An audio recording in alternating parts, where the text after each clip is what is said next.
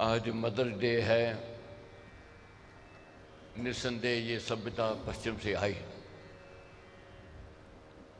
हमारी सभ्यता क्या है, हमारी संस्कृति क्या है? नित्य प्रतिदिन माँ का पूजन, माँ की स्तुति, माँ का गुणगान। मगर पश्चिम की ये सभ्यता है, संस्कृति है, इसको नकारा भी नहीं जा सकता। क्यों? जिसमें अच्छाई है, जिसमें बड़ाई है, उसको ग्रहण करने में संकोच नहीं है। ठीक है, साल में एक बार जन्मदिन मनाते हैं, दीपावली साल में एक बार है, पर्व एक साल मनाते हैं। उस दिन भाव कुछ और होता है, अलग होता है। इसी प्रकार मदर डे मनाना ये भाव की बात है, भावना की बात है। सत्कार देना ये हमारी ड्यूटी, हमारा कर्तव्य। माँ तू कितनी अच्छी है, कितनी भोली है, ओ माँ। अब ये बातें केवल गीतों तक रह गई हैं। अब देखें कलयुग का प्रभाव क्या हो रहा है। जिस माँ ने जन्म दिया, जिस माँ ने पालन पोषण किया, जिस माँ के कारण आज हम खड़े हैं, आज जो भी हैं, ये किसकी देन है? ये माँ की देन है। मगर अपने अंतःकरण में आज झांकना है, हमने देखना है क्या माँ के प्रति वह निष्ठा, क्या भाव, वह श्रद्धा, वह विश्वास, वह भक्ति, वह स्नेह है? उत्तर मिलेगा नहीं। कहने को हम कह देते हैं कि पिछड़े जन्म वाले पिछड़े हुए थे, आज हम नए युग में हैं, अब आगे बढ़ रहे हैं, नए युग में हैं, इसमें कोई संदेह नहीं है। सुख के साधन भी बहुत बढ़ गए हैं, इसमें कोई संदेह नहीं है। क्या वह सुख है? उत्तर मिलेगा नहीं। क्या वह आनंद है? उत्तर मिलेगा नहीं। क्या वह प्रेम स्नेह है? उत्तर मिलेगा नहीं। तो फिर ऐसे सुख के साधनों से क्या लेना? हमारी संस्कृति क्या है, हमारा धर्म क्या है, हमने किस देश में जन्म लिया जहाँ माँ को प्रमुख माना जाता है? जाता है नहीं था, ये समझ लो। आज कलयुग का प्रभाव आ रहा है। बच्चे माँ की कदर नहीं कर रहे हैं, माँ का अनादर अपमान हो रहा है। एक बात समझ लेना, आज बड़े ध्यान से जान लेना अपने आप को, मैंने भी समझाना, आपने भी। माँ की आशीष कभी व्यर्थ नहीं जाती है, ऐसा महापुरुषों का कहना। और माँ की बद आशीष भी कभी व्यर्थ नहीं जाती है। जिस बच्चे को माँ की आशीष मिल गए, परमेश्वर की आशीष का वह पात्र बनेगा ही बनेगा, उसको कोई रोक नहीं सकता। जिस बच्चे को माँ की बद आशीष मिल गई, लाख ठाकुर द्वारे चले जावे, वह खाली का खाली रहेगा। घर में माँ भूखी है, घर में माँ का अनादर अपमान हो रहा है, और कोई कहे जाकर के पहाड़ों में जाकर के मैं माँ को रिझाऊंगा, ये उसकी अज्ञानता, उसकी नासमझी है। नहीं हो सकता।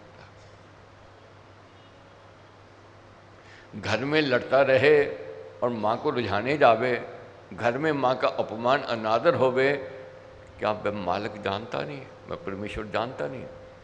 वह जानता है।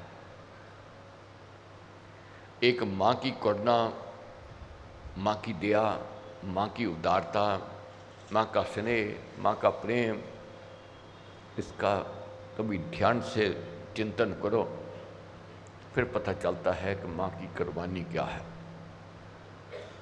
पहले तो माँ पीड़ा सहन करती है, माँ बनने के वक़्त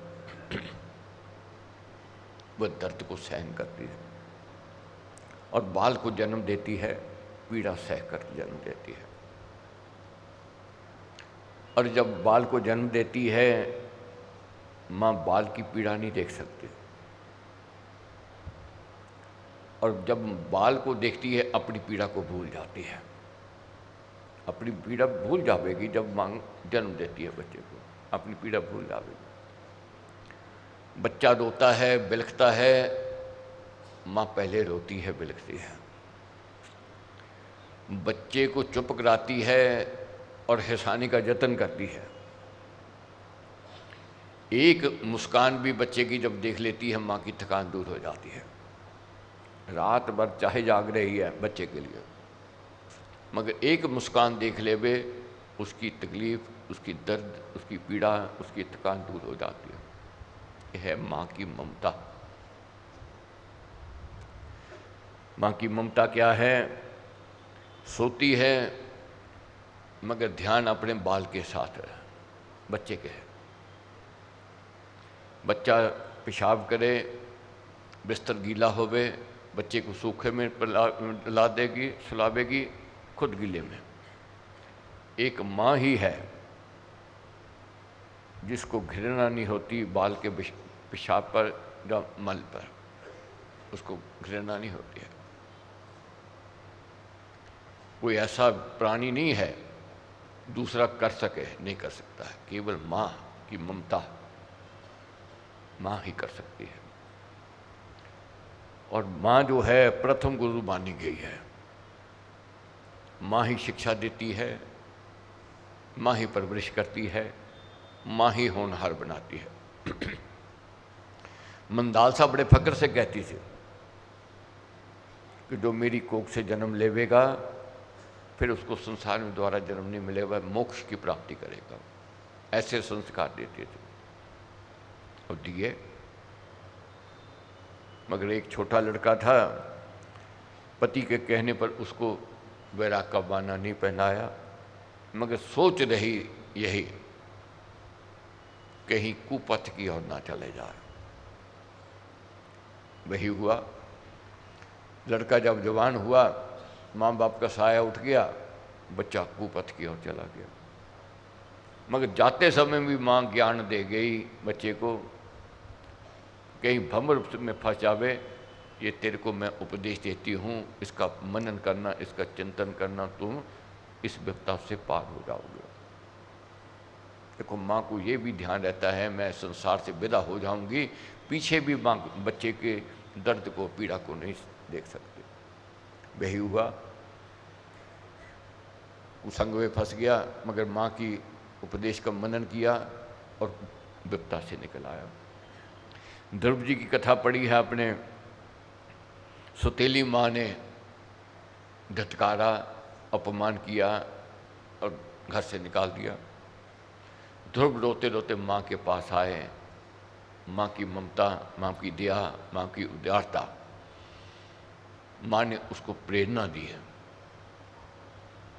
क्या कहा कि जग में के आगे रोवोगे तो जग हसाई कराओगे, उस माल के आगे रोवोगे तो रहमत, उसकी कृपा को प्राप्त करोगे। और माँ ने शिक्षा दी, माँ ने उपदेश दिया और ध्रुव जी ने माँ को अपना गुरु मान लिया।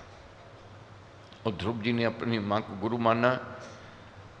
गुरु उसने मानी निज माता, लेकर नाम राम नाम जम त्राता, दृढ़ता से भक्ति को धारा, उसने अपना आत्मा तारा।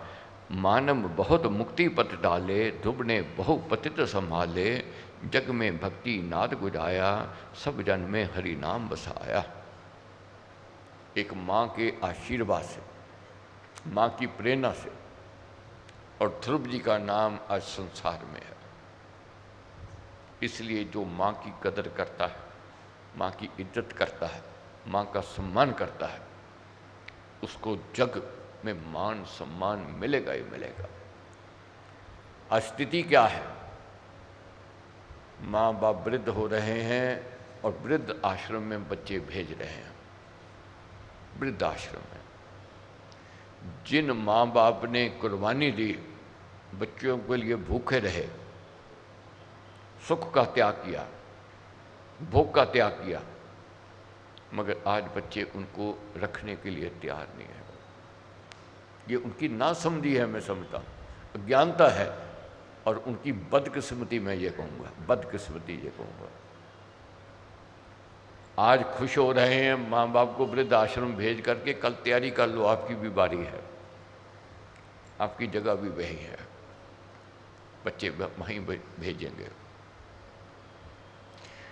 माँ ममता में है।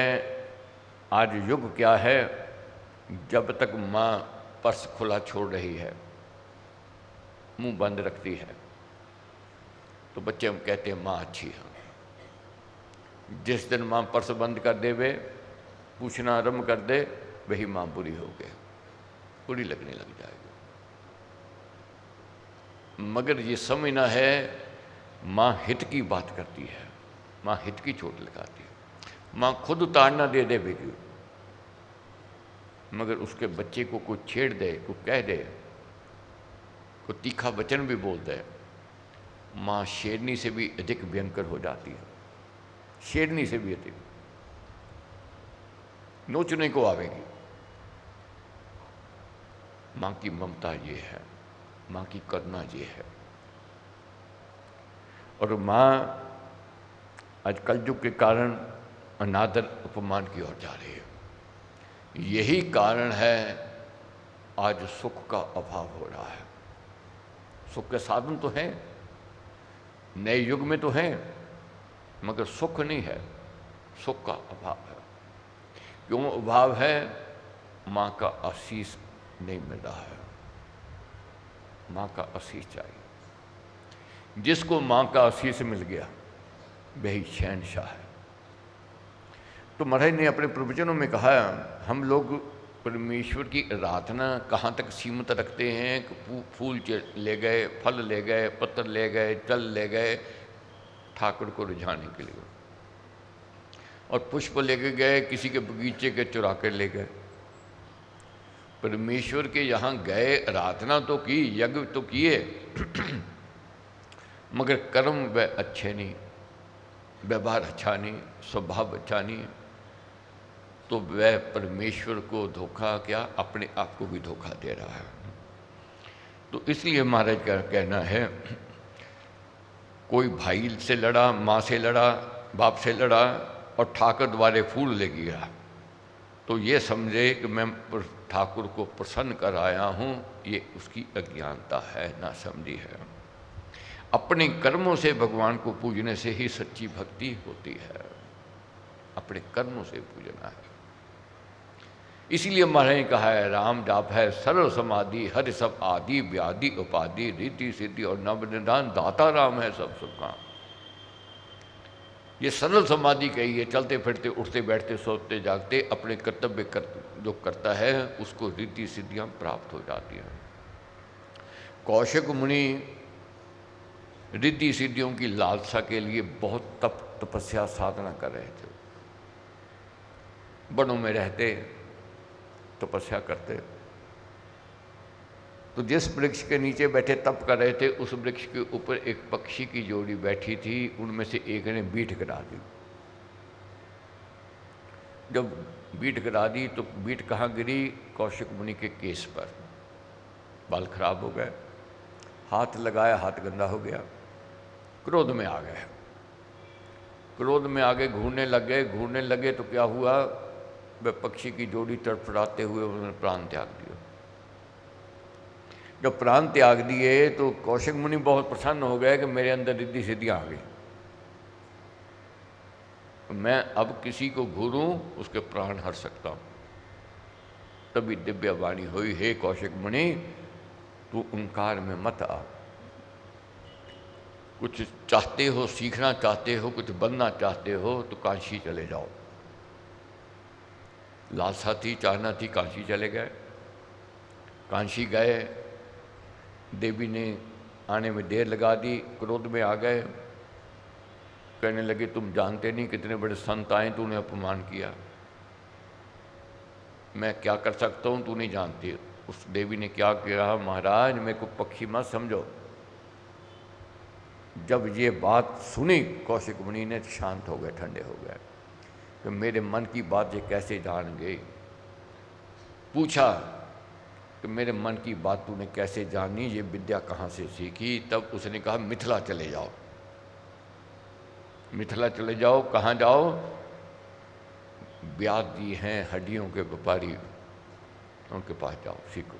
अब सोच आ गई जो ब्यास जी के पास कैसे शिक्षा ज्ञान लेनी है, हड्डियों के व्यापारी हैं ये सोच रहे, मगर पहुंच गए। दस्तक दी, उत्तर अंदर से आया, अभी रुको, ठहरो, शांत भाव से रुके।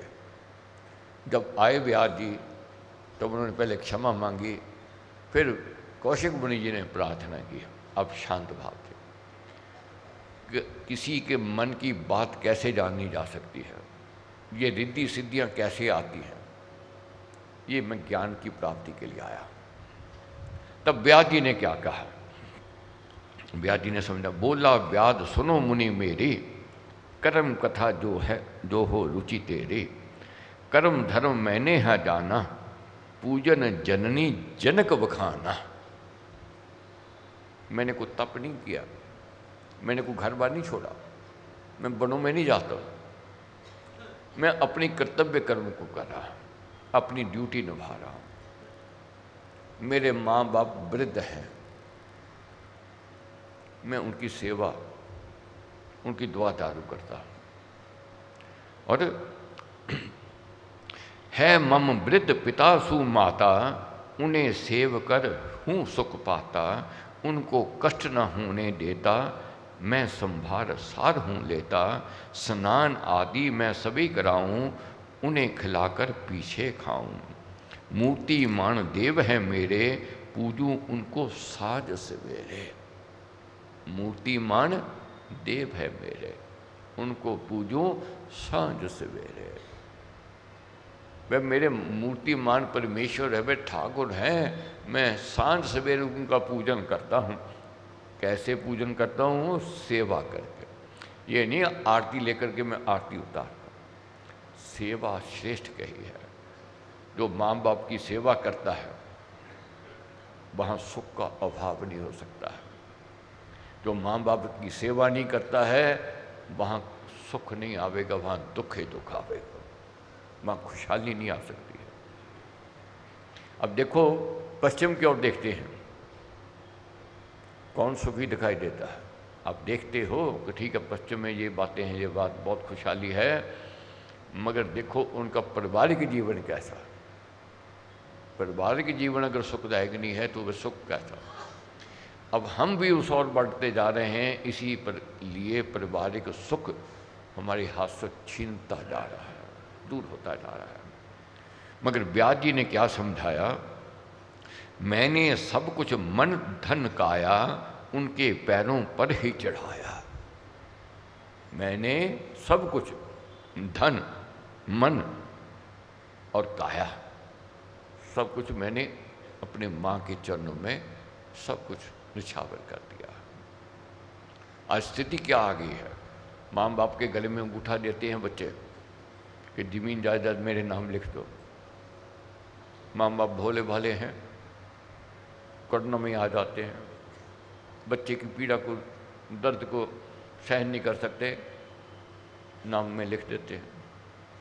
और क्या फिर क्या स्थिति होती है? उनका किनारा बाहर, घर से बाहर। बहुत देखा होगा आपने, मैं तो देखता हूँ, रोज आता हूँ। मालिक जो हैं परिवार के, घर के, जब बच्चों के अधीन हो जाते हैं उनका कमरा बाहर बरामदे में आ जाता है, उनकी मंजी बरामदे में आ जाती है। पूछो क्या कारण है? कहते जी रात रात भर खांसते रहते हैं इसलिए। अरे खांसते रहते हो, अपनी अवस्था बच्चे की देखो कि बच्चा रात रात भर रोता है, फिर माँ जागती रही कि नहीं रही? कोई उत्तर नहीं है। अब ये स्थिति आई तो एक माँ ने कहा कि बेटा क्यों मेरे से ऐसे करते हो? क्या कहने लगा, पुत्र माँ तू एक ही बात दोहराती रहती हो, ये हमें बुरी लगती है, अच्छी नहीं लगती। तो माँ ने कहा बच्चा जब तू बाल था, छोटा था, बार बार चंदा मामा कहता था, बार बार एक ही बात पूछता था, हमें तो कभी बुरा नहीं लगा। किसी माँ को बुरा लगा आज तक? नहीं लगा। मगर बच्चों को अच्छा नहीं लगता। ये कलयुग का प्रभाव है, यही दर्द पीड़ा की ओर ले जा रहा है। मगर क्या है, व्यास जी क्या कहने लगे? मैंने सब कुछ मन धन काया, उनके पैरों पर ही चढ़ाया। ईश दया है जो ही पाया, मैंने नित सुतेज सुभाया। तो ईश दया क्या हुई, मालिक की दया कृपा क्या हुई, जो आज मेरे पास रिद्धि सिद्धियाँ हैं, ये उसी का फल है, ये मेरी माँ का आशीष है। इसलिए ये समझना है, जानना है। हमारे ने कहा है माँ का आशीष लेना चाहिए। माँ के ऋण उतार नहीं सकते हम लोग। माँ इसी में प्रसन्न है अगर बच्चा बाल उसके कथन पर चलता है और माँ बाप को मान सम्मान देता है। तो आज यही हमने शक्ति मांगनी है परमेश्वर से, गुरु महाराज से, कि हम अपने माँ बाप का आदर करें, माँ बाप का सत्कार करें। ये कुपथ कुसंग के कारण हुआ, तो इसके लिए हमें बोध दो, हमें ज्ञान दो और हमें दिशा दिखाओ। ये प्रार्थना है।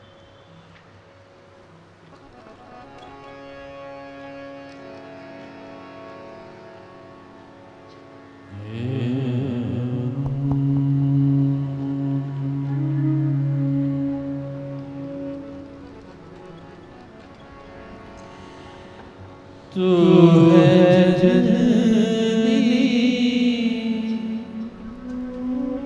जगत की,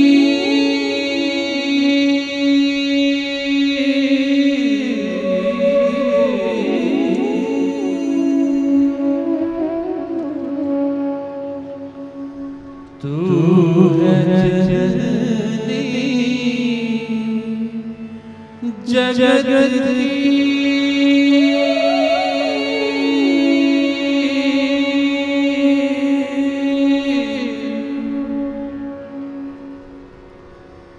जगमग ज्योति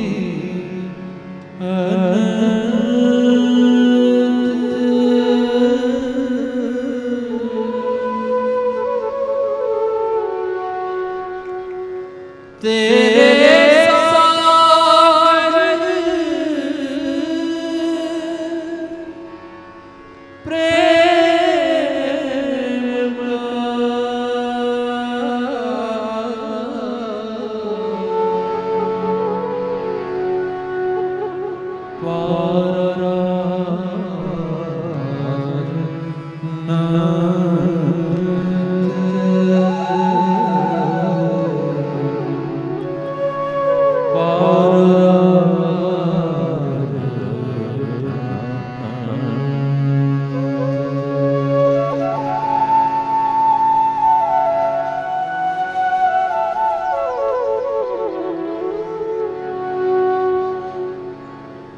माता मुझे निहारिए,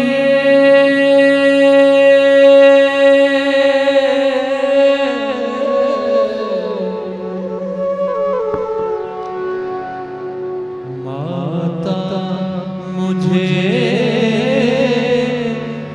निहारिए।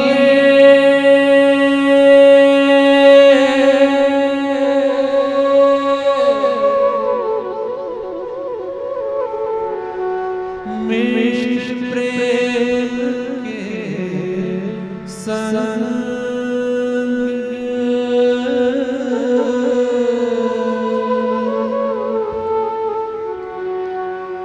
आशीष करेगा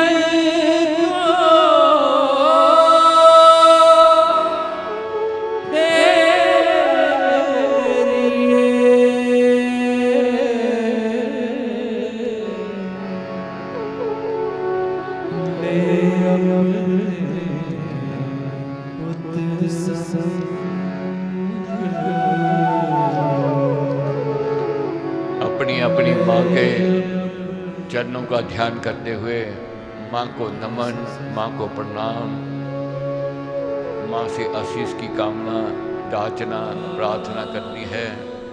और साथ साथ अपनी भूल चूक जो गलतियाँ हुई हैं अहंकार के कारण, अभिमान के कारण, अज्ञानता के कारण, नासमझी के कारण, आज उसका प्रायश्चित, आज उसके लिए क्षमा याचना साथ ही साथ मन ही मन करनी है। माँ करुणामयी है, माँ क्षमा करने वाली है।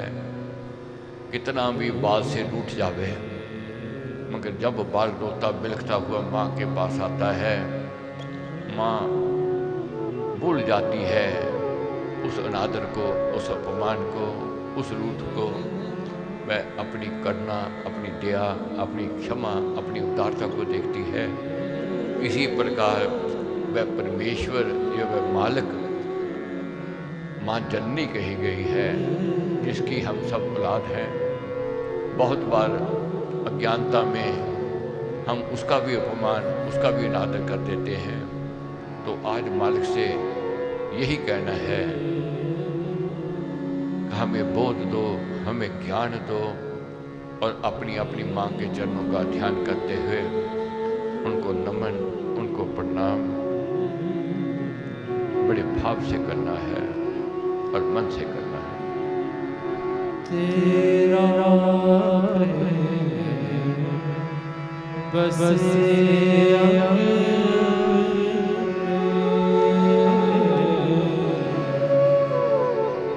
तेरा प्रेम बसे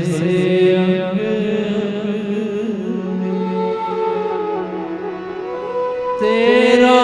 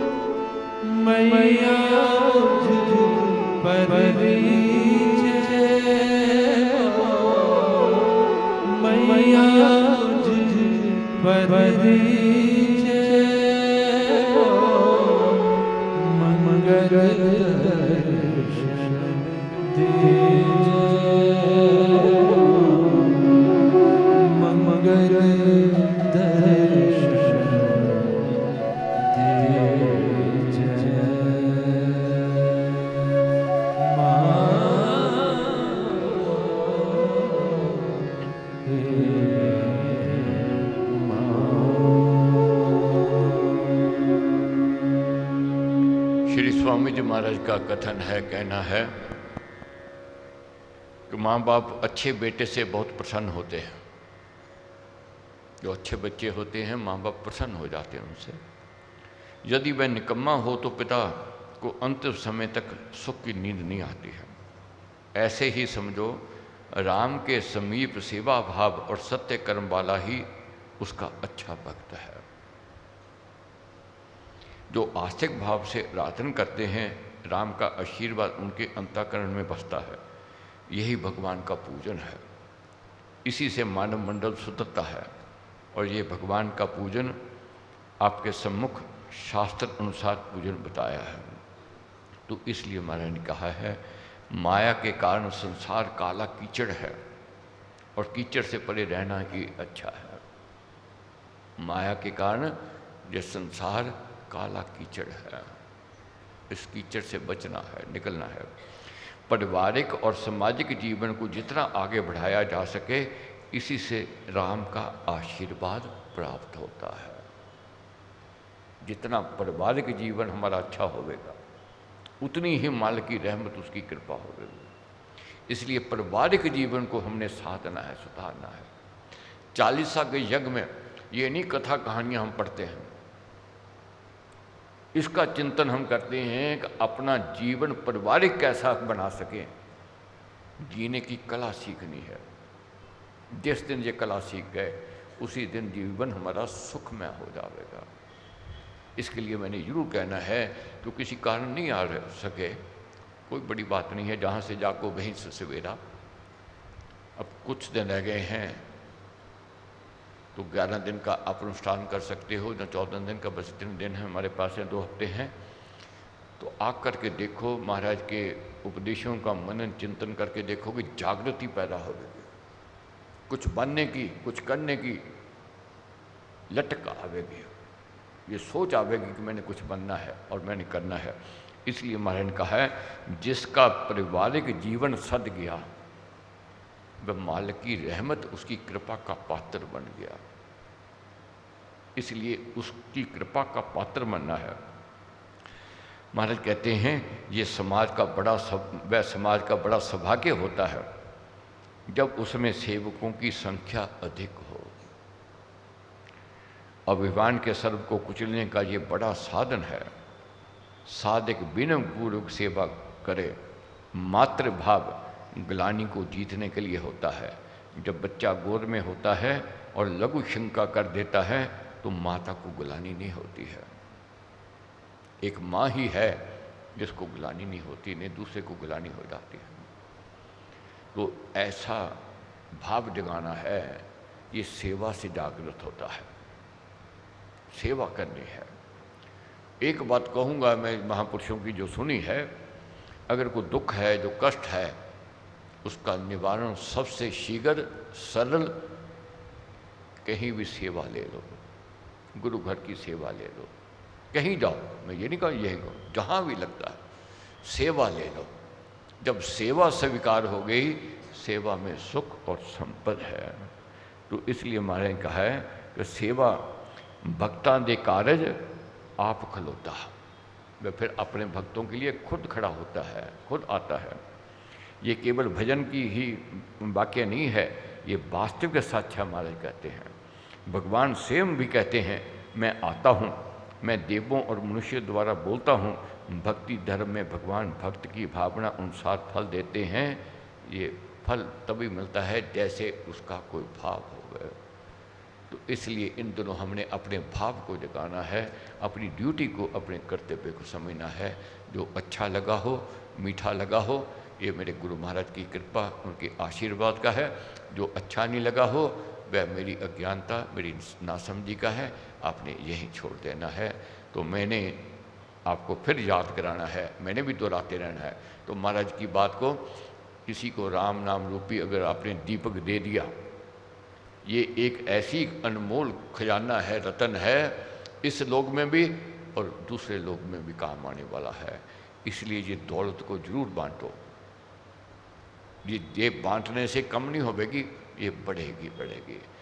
जैसे हमें किसी ने प्रेरणा दी और हमारी ड्यूटी भी है आगे प्रेरणा देनी।